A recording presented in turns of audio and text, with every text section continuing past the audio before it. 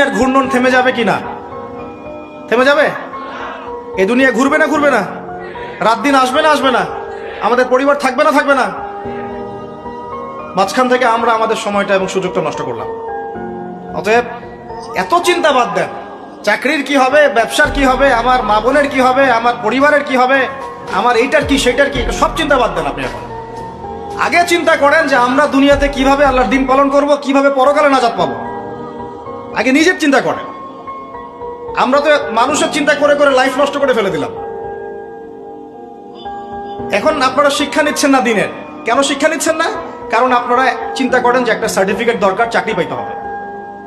এই ফ্লোতে যেতে যেতে আপনার 20 বছর 25 বছর চলে যাবে, পরে আফসোস করবেন। ওই সার্টিফিকেট আপনি কার জন্য চান? নিজের জন্য, একটা ভালো মেয়েকে বিয়ে করতে চান, হালাল খাইতে চান, এই তো আপনার সন্তানদের ভবিষ্যৎ চান। এটাই তো আমাদের গোল, নাকি?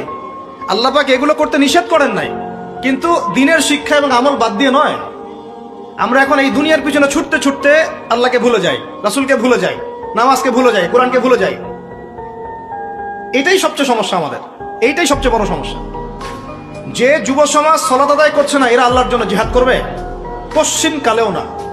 যে যুব সমাজ কোরআন তেলাওয়াতই করতে জানে না, আবেগে খালি বলতে পারে যে হ্যাঁ কোরআনের জন্য জান দিতে প্রস্তুত, কিন্তু পারবে না এটা করতে। যে যুব সমাজ হারাম সম্পর্ক থেকে বের হতে পারছেন না, কিভাবে চিন্তা করলেন যে আপনি বাইতুল মুকাদ্দাস জয় করবেন? যে যুব সমাজ সুদ ছাড়তে পারতেছে না, পাবজি ফ্রি ফায়ার ছাড়তে পারতেছে না, সমকামিতার দিকে ধাবিত হচ্ছে, ট্রান্সজেন্ডারের দিকে ধাবিত হচ্ছে, ফ্রি মিক্সিং অ্যাভেলেবেল, এই যুব সমাজ বাইতুল মুকাদ্দাস জয় করবে না।